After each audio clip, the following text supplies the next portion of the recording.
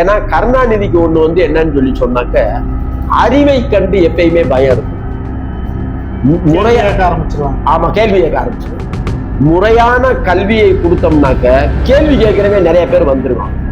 அதுக்காக வந்து அவருக்கு எப்பயுமே அது ஒரு அவர்சன்.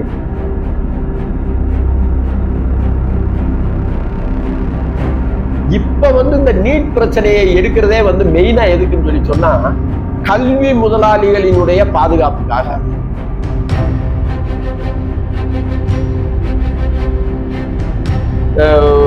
ஜெயலலிதா இவங்க பீரியட்ல எல்லாம் மாவட்டம் தவறாம ஆண்டுதோறும் வந்து ஏதாவது மருத்துவ கல்லூரி ஓபன் ஆகிட்டே. இந்த பட்ஜெட்ல அதாவது கலைக்கல்லூரினாச்சும் ஏதாவது ஓபன் ஆயிருக்கா? கல்விக்கான ஒதுக்கீடே கிடையாது.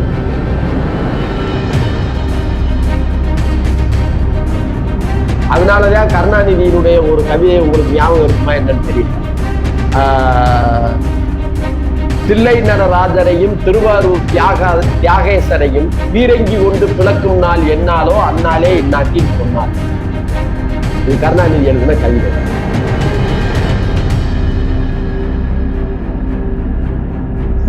அண்ணாமலை பாத்தீங்கன்னா ஜெயிச்சு வந்தோம்னா அறநிலையத்துறைங்கிற ஒரு துறையை எடுத்துருவோம் அப்படின்னு சொல்றாருங்க.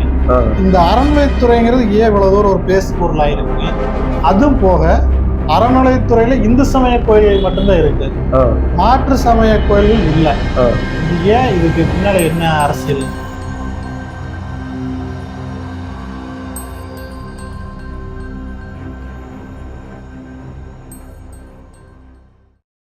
ட்ரெண்ட்ஸ் தமிழ் நேயர்களுக்கு வணக்கம். இன்னைக்கு நம்ம கூட இருக்கிறவங்க பார்த்தீங்கன்னா கம்யூனிஸ்ட் ஒர்க்கர் பார்ட்டியின் தென்னிந்திய பொதுச் செயலாளர், மதுரை உயர் நீதிமன்ற வழக்கறிஞருமான தோழர் ஆனந்தன் அவர்கள். வணக்கம் சார்.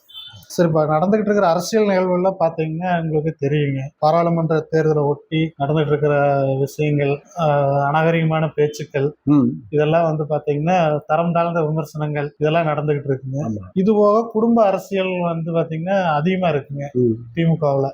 திமுகவோட குடும்ப அரசியல் பத்தி நீங்க என்ன நினைக்கிறீங்க? வாரிசு அரசியல்ங்கிறது வந்து அத ரெண்டு வகையில வந்து நம்ம வந்து பார்க்கலாம். இவங்க சம்பாதிச்சிருக்கிற சொத்துக்களை காப்பாத்துறதுக்காகவே வாரிசுகளை அதுதான் கொண்டு வர்றாங்களா? அரசியலை வந்து லாபகரமான தொழிலாக்கி அதுல தங்களுடைய பிள்ளைகளை கொண்டு வந்து அரசியல் நடத்துறதுங்கிறது வந்து ஒரு ரகம், கண்டிக்க தகுந்த ரகம். அந்த ரகம் அரசியலுக்காக கைப்பொருள் இழந்து நம்மளோட இந்த அரசியல் வந்து நின்று போயிடக்கூடாதுன்னு சொல்லிட்டு வந்து குடும்பத்து ஆளுகளுக்கும் உங்களுக்கும் ஒரு சோசியல் ரெஸ்பான்சிபிலிட்டி இருக்குன்னு சொல்லிட்டு வந்து அரசியல்ல இறக்கி விடுறது வந்து இன்னொரு ரகம். அதனால ரெண்டு வாரிசு அரசியலும் வந்து ஒண்ணு இல்லை. இந்த வாரிசு அரசியல் காப்பாத்துறாங்க, சொத்தை காப்பாற்ற, அவங்க கட்சியை காப்பாத்துறாங்க. ஆமா, அதுக்காக அவங்க சித்தாந்தத்தையும் அந்த கட்சியும் காப்பாற்றணும்னு அவங்க கொண்டு வந்தாங்க. அவங்க இப்ப பிரச்சார கூட்டத்துக்கு போற பக்கம் பாத்தீங்கன்னா மக்கள் வந்து இப்ப உதயநிதி, தயாநிதி மாறன், ஜோதிமணி, இப்ப பாத்தீங்கன்னா தமிழச்சி தங்கப்பாண்டியன் இவங்களெல்லாம் எதிர்த்து கேள்வி கேட்டு சத்தம் போட ஆரம்பிச்சிட்டாங்க. இந்த 3 வருஷத்துலயே அவ்வளவு ஒரு அதிருப்தி சம்பாரிச்சு வச்சிருக்காங்க. இந்த ஒரு அதிருப்தி இந்த தேர்தலில் எதிரொலிக்கும்னு நினைக்கிறீங்க? கட்டாயமா எதிரொலிக்கும். அதாவது இவங்க நினைச்சது வந்து என்னன்னு சொல்லி சொன்னாக்க, மீடியா உருவாக்கக்கூடிய அந்த மாய உலகத்துல வந்து மக்களை அப்படியே லைக்க வச்சிடலாம், லைக்க வச்சுட்டு அதுல நம்ம வந்து வெற்றியை தட்டி பறிச்சுட்டு போயிடலாங்கிறது வந்து இவங்க எதிர்பார்த்து. ஆனா சாதாரண மக்களை பொறுத்தளவுல விலை கொடுத்துருக்காங்க அதுக்காக. கண்டிப்பா. இப்ப அவங்க காலகட்டத்துல நிறைவேற்றப்பட்ட பல பணிகள் இருக்குல்ல, அது எல்லாமே நிறுத்தப்பட்டிருக்கு. மடிக்கணினி நிறுத்தப்பட்டிருக்கு. அதிமுக ஆட்சியில் கொண்டு வந்த இலவச மடிக்கணினிங்க, ஆமா, மகளிருக்கு தாலிக்கு தங்கம், இந்த மாதிரி திட்டங்கள் எல்லாமே நிறுத்திட்டாங்க. இப்ப ஓல்டேஜ் பென்ஷனுமே பாத்தீங்கன்னா கரெக்டா வர்றது இல்லைங்க, பேச்சு இருக்கு. ஆமா, இந்த மாதிரி. அப்புறம் அம்மா உணவகம் அதை நிறுத்திட்டாங்க. ஆமா, கலைஞர் உணவகம்னு கொண்டு வர்றாங்க, அதுவும் இன்னும் அப்படி வந்த மாதிரி வரல. இதெல்லாம் வந்து ஒரு அதிருப்தி தானே, கடுமையான அதிருப்தி. திருப்தியா இருக்கக்கூடிய தமிழ் பகுதி மக்கள்னு யாரும் கிடையாது. அது வந்து டிஎம்கே கட்சிக்காரங்க அவங்கதான். அது அவங்கள்ட்டையும் இப்ப இருக்கிறது என்னன்னாக்க, எல்லாத்தையும் தலைமை குடும்பமே சுருட்டிட்டு போயிடுது. அப்ப நம்ம வந்து செலவு பண்ணிட்டு வந்து அந்த அளவுக்கு சம்பாதிக்க முடியாம போச்சுங்கிற ஆதங்கம்ங்கிறது வந்து கட்சிக்காரங்களுக்கே அந்த அவங்க பணம் வர்றதில்லை, வர்றதில்லை. மொத்தம் தலைமையே எடுத்துக்கிடுது. அதாவது அந்த காலத்திலே 67 71 காலத்திலே வந்து அறிவியல் பூர்வமா வந்து கரப்ஷன் பண்ணாரு கருணாநிதி. அவருடைய பிள்ளைங்க இப்ப எந்த அளவுக்கு பண்ணுவாங்க?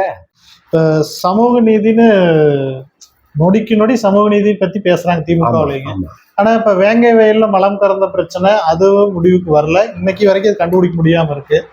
அப்புறம் அதே போல கோயிலுக்குள்ள வந்து ஒரு மாற்று ஜாதி இளைஞனை வந்து அதே கட்சிக்காரரை போட்டு அடிச்சு மிரட்டி திட்டுன வீடியோ வந்ததுங்க.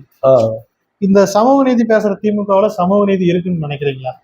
சமூக நீதிங்கிறது வந்து அவங்கள பொறுத்தளவுல வந்து மிஸ்இன்டர்பிரட் பண்றாங்க. ஜாதியவாதத்தை சமூக நீதின்னு சொல்லிட்டு வந்து இவங்க வந்து கொண்டு வர்றாங்க. ஜாதியவாதம் சமூக நீதி கிடையாது. அதாவது தாழ்த்தப்பட்ட மக்கள் பொருளாதார ரீதியாகவும் பின்தங்கி இருக்கிறதுனாலதான் அவங்க வந்து கஷ்டப்படுறாங்க. பொருளாதார ரீதியா இப்ப ஒரு டிஸ்ட்ரிக்ட் கலெக்டரா இருக்காரு ஒருத்தர், கோட்டாவை பயன்படுத்தி படிச்சு, அவர் கஷ்டப்பட்டு இருக்காரா? கிடையாது. அவரை வந்து ஜாதிய ஒடுக்குமுறை இருக்கா? இவங்க வந்து என்னன்னாக்க இல்லாத ஒரு செயற்கையான சூழ்நிலையை, எந்த சூழ்நிலையில இருந்தாலும் அந்த ஜாதியை சேர்ந்தவங்களை மட்டமா பேசுறாங்க, அவங்கள மட்டமா நடத்துறாங்க அப்படின்னு சொல்லிட்டு வந்து தேர்தல் அரசியலுக்காக ஜாதிக்கு வந்து புத்துயிர் கொடுத்துக்கிட்டு இருக்கிறது இவங்க தான். ஜாதியம் அதாவே அழிஞ்சிருக்கும். அதை பூரா புத்துயிர் கொடுத்து பிற்படுத்தப்பட்ட ஒரு அரசியல். டிஎம்கேயினுடைய அரசியல் வந்து நிறுத்துறாங்க. அதாவது ஜாதி பார்த்து நிறுத்துறாங்க. பிராமண எதிர்ப்புங்கிறத வந்து இவங்க கொண்டு வந்தாங்க. பிராமண எதிர்ப்புங்கிறத வந்து கொண்டு வந்துட்டு இந்த போர்க்குணம் மிக்க பிற்படுத்தப்பட்டோர் அந்த ஜாதி இருக்காங்கல்ல, அவங்க அரசியல், கான்ட்ராக்டு, கந்துவட்டி, இது மாதிரி வந்து எல்லா வேலையும் செஞ்சு கிராமப்புற பணக்காரங்களா வந்து அதுல தாட்டியம் பண்றவங்க உருவாகிறதுக்கு தான் இவங்க அரசியல் வந்து வழிவகுச்சு. பிராமணர்கள் வந்து தமிழ்நாட்டை பொறுத்தளவுல வந்து அவங்க அதாவது அவங்களுக்கு இருந்ததே வந்து டீச்சரா இருப்பாங்க, இல்லாட்டி சமையல் வேலை பண்ணுவாங்க, கோயில்ல பூஜை பண்ணுவாங்க. இதுதான். ஆனா அவங்க வந்து படிச்சு முன்னேறினாங்க. செத்த பாம்பை அடிக்கிறது மாதிரி அவங்கள போட்டு வந்து அடின்னு அடிச்சு இப்படி பண்ணி அந்த ஒரு அவங்க வந்து கந்து வட்டி கொடுத்து சம்பாதிக்கிறாங்களா? அவங்க என்ன கள்ள மார்க்கெட் பண்றாங்களா? அவங்க இந்த சம்பாதிக்கிற அரசியல் வந்து பண்றாங்களா? எதுவும் பண்ணல. அப்ப வந்து அதுல அதாவது பிராமின்னு நம்ம சொல்றோம், பார்ப்பனியம்ங்கிறது வந்து ஒரு காலத்துல வந்து ஜாதியத்தை பாராட்டிக்கிட்டு அது மாதிரி எல்லாம் வந்து இருந்தாங்க. அப்படி இருந்தப்ப அவங்களை எதிர்த்து போராடினது வந்து நியாயம். இப்ப இருக்கிற சூழ்நிலை அது இல்ல. நீங்க எந்த ஊருக்கு போங்க, அக்ராகரம்னு இப்ப ஒண்ணு பார்க்க முடியுதா? இல்லைங்க. முதல்ல அக்ராகரம் தனியா இருக்கு, யாரும் அங்க போய் வீடு வாங்க முடியாது. இப்ப வந்து முன்னாடி ஜாதிகளை சொல்லி சொல்லி வந்து தெருக்கள் இருக்கும். இப்ப எந்த தெருவுமே அப்படி கிடையாது. எல்லாத்துலயும் எல்லா ஜாதியை சேர்ந்தவங்களும் இருக்கு, எல்லாமே கலந்துதான் இருக்கு. கலந்துதான் இருக்கு. இவங்க வந்து சமூக நீதிங்கிறது வந்து இவங்க இடைவிடாம இவங்களுடைய அரசியல் லாபத்துக்காக பேசக்கூடிய ஒரு விஷயம். தேர்தல் பத்திரம் இப்ப இருக்கிற ஒரு பீக்கில் இருக்கிற பிரச்சனைங்க. இதுல பாத்தீங்கன்னா தமிழக அரசியல் கட்சிகள்ல முதல் இடத்துல இருந்துங்க. ஆமா. இந்திய அளவுல 6வது இடத்துலயும் திமுக இருக்கு. திமுக 639 கோடி தேர்தல் பத்திரத்து மூலம் பணம் திரட்டி இருக்கிறாங்க. இதுல பாத்தீங்கன்னா 509 கோடி லாட்டரி மார்க்கெட் கிட்ட இருந்து வாங்கியிருக்காங்க. இப்ப இந்த தேர்தல் பத்திரம் எல்லாம் வந்து இது எப்படி? அதாவது கார்பரேட் டொனேஷன் இல்லாம முதலாளித்துவ கட்சிகள் வந்து அரசியல் நடத்த முடியாது. முதல்ல இருந்தே அவங்க வந்து நடத்திக்கிட்டு இருக்காங்க. அதாவது நீங்க கார்பரேட்டுகளுக்கும் அரசு நிர்வாகத்துக்கு இருக்கக்கூடிய தொடர்பு வந்து அவ்வளவு திக்கா வந்து இருக்கும். கார்பரேட் டொனேஷனை 1969 இந்திரா காந்தி தடை பண்ணி ஒரு சட்டமே கொண்டு வந்தாங்க. ஆனா அப்படி இருந்திருக்குங்க. ஆனா அதே காங்கிரஸ் பாத்தீங்கன்னா இன்னைக்கு இல்ல 1922 கோடி வாங்கிட்டாங்க. ஆனா இதுவே வந்து பாத்தீங்கன்னா ராகுல் காந்தி சொல்லியிருக்காருங்க தடை பண்ணணும் அப்படின்னு ராகுல் காந்தியே பேசியிருக்காரு. ஆனா இப்ப அதே கட்சி வந்து இப்ப வாங்கி 2019 ராகுல் காந்தி என்ன சொல்லியிருக்காருன்னு பாத்தீங்கன்னா தேர்தல் பத்திரம் வந்து லஞ்சம் அப்படின்னு சொல்லியிருக்காருங்க. ஆனா அதே காங்கிரஸ் கட்சி இன்னைக்கு 1422 கோடி வாங்கியிருக்கு. இது அதான் கார்பரேட் டொனேஷன்ங்கிறது வந்து எல்லாருக்குமே இருக்கும். இப்ப நடக்கிறதுக்கு முன்னாடி இருந்ததுக்கு இருக்கிற வித்தியாசம் வந்து என்னன்னு சொல்லி சொன்னாக்க, அதாவது பிஜேபி அரசாங்கம் வந்து எங்களுக்கு கொடு வேறவங்களுக்கு கொடுக்காதுன்னு சொல்றேன். ஆனா காங்கிரஸ் இந்த மாதிரி பீரியட்ல எல்லாம் வந்து அதாவது அவங்களா யோசிச்சு இவங்க சங்கடப்படுவாங்கன்னு கொடுக்காம இருந்தாதான். இவங்களுக்கு கொடு இவங்களுக்கு கொடுக்காதேன்னு சொல்லிட்டு வந்து சொல்ல மாட்டாங்க. சரி. இவங்களுக்கு கொடுத்தேன்னு சொல்லி சொன்னாங்க, நான் பிரச்சனை பண்ணுவேன், உனக்கு பல பேர் இதை தரமாட்டேன் அப்படின்னு சொல்லிட்டு வந்து இப்ப வந்து என்னன்னு சொல்லி சொன்னா, நம்ம இது வந்து ஒரு பூமிக்கு கீழே கடலுக்கு கீழே மறைஞ்சு கிடக்கிற ஒரு பனி மலையினுடைய ஒரு முகடு மாதிரி தான். இது வந்து 6000 கோடி 600 கோடி அப்படின்னா டிஎம்கே 600 கோடியை வச்சா தேர்தலை சந்திக்குது. பிஜேபி வந்து 6000 கோடியை வச்சா தேர்தலை சந்திக்குது. இவங்க வந்து இவங்களுடைய தலைவர்கள் வாடகைக்கு பிளேன் எடுத்துக்கிட்டு போறாங்கல்ல, அதுக்கு கூட 10 சொந்த பிளேன் வச்சிருக்க, அது கூட பத்தாது. அது கூட பத்தாது. ஏன்னா சாதாரணமா சொல்றாங்க, ஒரு தொகுதிக்கு வந்து 400 கோடி செலவு பண்ணுவாங்க, 300 கோடி செலவு பண்ணுவாங்கன்னு சொல்லிட்டு வந்து சொல்றாங்க. அப்ப இதெல்லாம் எந்த இது? அதனால இதுக்கும் பின்னாடி வந்து ஏராளமான டொனேஷன் வந்து கைமாறிக்கிட்டு இருக்கு. தேர்தல் பத்திரம் வந்து உங்களுக்கு ஆதாரத்தோட வெளிவந்த இல்ல. தேர்தல் பத்திரம்ங்கிறது வந்து என்னன்னு சொல்லி சொன்னாக்க, கவர்மெண்ட் கான்ட்ராக்ட் எடுக்கிறான்ல, கான்ட்ராக்ட் எடுக்கிறவனுக்கு வந்து பணம் வந்து கருப்பு பணமா தர முடியாது. கண்டிப்பா அவங்களுக்கு வந்து கவர்மெண்ட் செக்கு தானே வரும். அப்படி செக்கா வரக்கூடிய அந்த பணத்தை வந்து அவங்க வந்து இப்படி கொடுத்ததா அவங்க அபிஷியலா வந்து காட்டினாதான் காட்ட முடியும். இது தவிர வரி கட்டாம அவங்க சம்பாதிக்கக்கூடிய பணம், ஏராளமான பணம் வந்து அரசியல்ல பயன்பட்டுக்கிட்டு இருக்கு. அரசியல்ல வந்து இப்பயும் யூஸ் பண்ணிக்கிட்டு தான் வந்து இருக்காங்க. இதுல வந்து என்னன்னு சொல்லி சொன்னாக்க, அதாவது இதுல அரசாங்கம் நடந்துகிட்டது மொத்தம் இருக்கக்கூடிய கம்பெனியில ஏறக்குறைய 30க்கும் மேற்பட்ட கம்பெனி நஷ்டத்துல ஓடுற கம்பெனி. நஷ்டத்துல ஓடுற கம்பெனி வந்து 100கணக்கான கோடி ரூபாய் வந்து டொனேஷன் கொடுத்துருக்கான். லூஸ் ஆயிட்டான் அவன். ஏன் எப்படி வந்து அவன் கொடுக்குறான் அப்படின்னு சொல்லி சொன்னாக்க, அதைத்தான் குவிட் ப்ரோ கோன்னு சொல்லிட்டு வந்து சொல்றாங்க. பிரதிபலன் எதிர்பார்த்து செய்யக்கூடியது. இது வந்து இன்வெஸ்ட்மெண்ட் அப்படின்னு சொல்லிட்டு வந்து சொல்றாங்க. அப்ப கார்பரேட் டொனேஷன்ல வந்து ஏறக்குறைய 90% வரைக்கும் வந்து இப்ப பிஜேபி எடுத்துருச்சு. தமிழ்நாட்டுல அதே மாதிரி கோடி வாங்கியிருக்காங்க பிஜேபி. 6061 கோடி அது பத்திரத்துல. பட் மத்தபடி வந்து இருக்கிறது வந்து அது எவ்வளவோ ஒண்ணு அதை கண்டுபிடிக்க முடியாது. ஏன்னா இங்க போன தேர்தல்ல வந்து என்னுடைய நண்பர் ஒருத்தர் சொன்னார், வட இந்திய ஆளுங்க இங்க வந்து வேலை செய்யறாங்கல்ல, தேர்தலுக்கு ஓட்டு போடுறதுக்காக வந்து அங்க போயிருக்காங்க. தேர்தலுக்கு ஓட்டு போடுறதுக்காக இப்படி செலவு பண்ணி போடுவியா அப்படின்னு சொல்லிட்டு வந்து கேட்டதுக்கு, ஒரு ஓட்டுக்கு 5000 ரூபாயில, யாரு சத்தீஸ்கர்ல இருக்கிறவர் 5000 ரூபாயிலன்னு சொல்லிட்டு வந்து சொல்லியிருக்காங்க. அப்ப வந்து என்னன்னா ஓட்டுகளுக்கு பணம் கொடுக்குறாங்க. அப்ப இவ்வளவு பணம் கொடுக்கணும்னாக்க எவ்வளவு டொனேஷன்ங்கிறது செய்யற ஊழல்ல பொதுமக்களை பங்கெடுத்துக்க வைக்கிறாங்க. ஆமா. இவங்க என்ன மறைக்கிறாங்கன்னு சொல்லிட்டு வந்து சொன்னாக்க, கார்பரேட் டொனேஷன் எப்பயுமே இருந்துச்சுங்கிறது மாதிரி சொல்றாங்க. பிஜேபி கொண்டு வந்த திட்டம் தானே. ஆமா, தேர்தல் பத்திரம். ஆமா.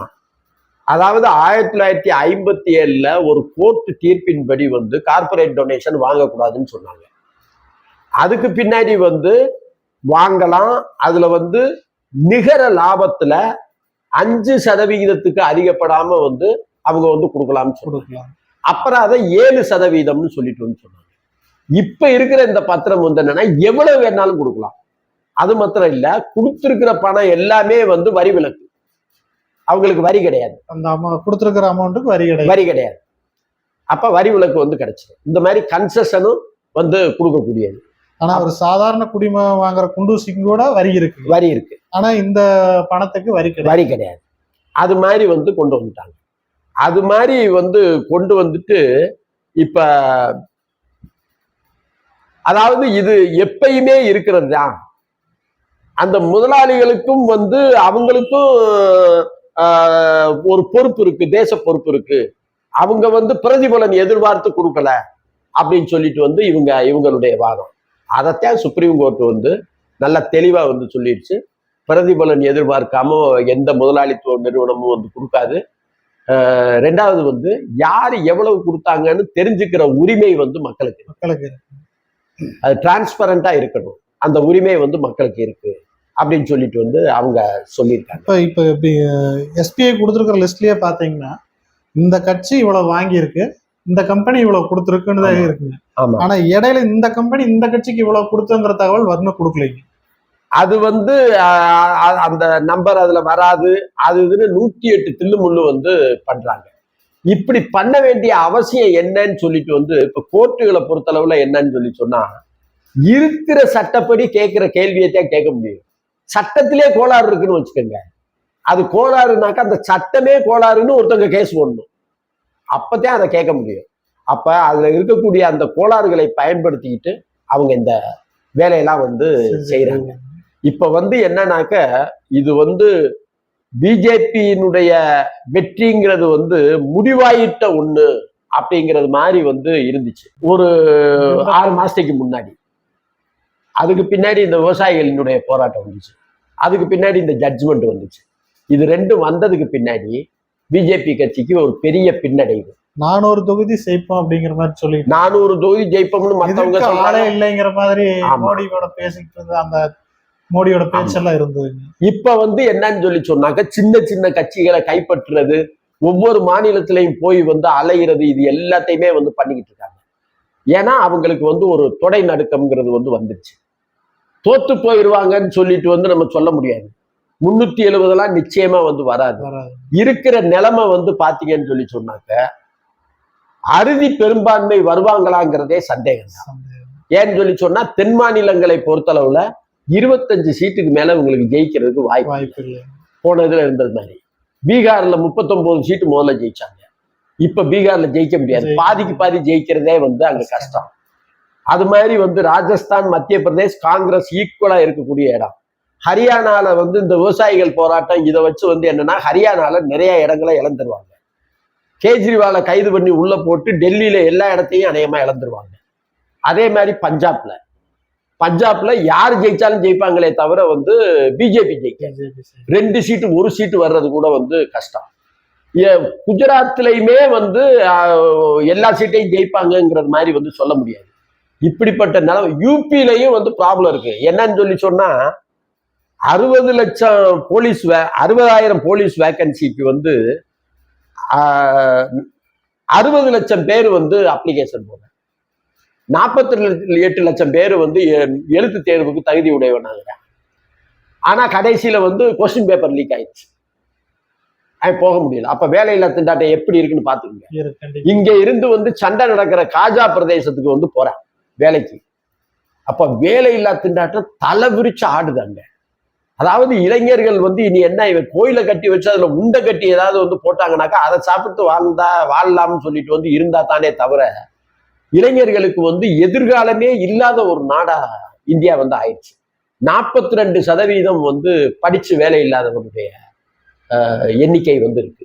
மொத்தத்துல படிச்ச வேலை 42% பேருக்கு வந்து வேலை கிடைக்கல.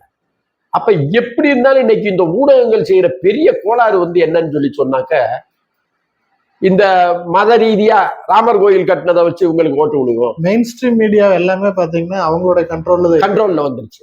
ராமர் கோயிலை வச்சு ஓட்டு போடுவான், இந்த ஜாதியை வச்சு ஓட்டு போடுவான்,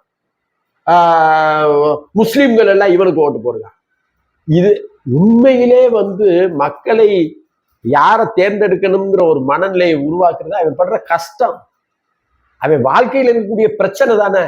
நீங்க அந்த பிரச்சனையை வந்து அதுதான் உங்களுக்கு ஆமா தேர்தல் எதிரொலிக்குங்க. ஆமா, அதையே வந்து அது பிரச்சனையே இல்லை, அதை பத்தி மக்கள் பேசுறதே இல்லை அப்படிங்கிறது மாதிரி வந்து துன்பத்தை கொண்டு வந்து அதன் மூலமா வந்து ஈஸியா ஜெயிச்சிடலாம்னு பாக்குறாங்க. தொழிலாளர் சட்ட திருத்தம் இதெல்லாம் கொண்டு வந்து சட்ட தொகுப்புகள்னு கொண்டு வந்தாங்கல்ல, அதுல குறைந்தபட்ச கூலி சட்டம்னு ஒண்ணு இருக்கு. அதுல வந்து சென்ட்ரல் கவர்மெண்ட் வந்து 457 ரூபா ஒரு நாளைக்கு வந்து சம்பளம் கொடுக்கலாம்னு இருக்கு. சம்பளம் கொடுக்கணும் குறைந்தபட்சம் ஒரு ஆளுக்கு. ஆனா நம்ம பழனிவேல் தியாகராஜன் என்ன சொல்றாருன்னு சொல்லி சொன்னாங்க, தமிழ்நாட்டு மக்கள் இதுக்கும் குறைச்சலான கூலியை வாங்கிட்டு வேலை செய்யறதுக்கு தயாரா இருக்காங்க, அதனால நீங்க அதை வற்புறுத்தாதீங்கன்னு சொல்லுங்க. யாரு போய் இவர்கிட்ட சொன்னா எதுக்கும் குறைச்சலான ஏதாவது சர்வே பண்ணாங்களா ஏதாவது கேட்டாங்க? இல்ல அப்ப கிடையாது. அப்ப மக்களை வந்து என்ன நினைச்சுக்கிட்டு இருக்காங்க?